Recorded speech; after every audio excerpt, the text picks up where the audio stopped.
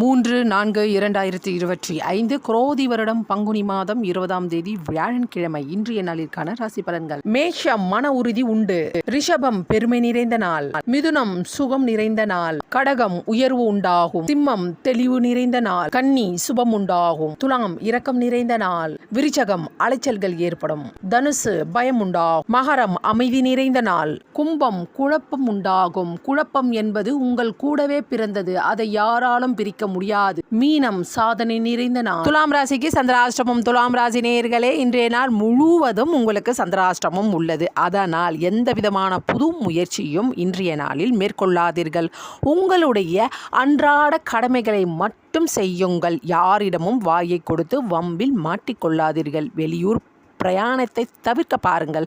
வெளியே செல்லும் பொழுது உங்களுடைய விலையுறந்த பொருட்களை பாதுகாப்பாக வைத்துக் கொள்ளுங்கள். இறை வழிபாட்டை மேற்கொள்ளுங்கள். முருகர் வழிபாட்டை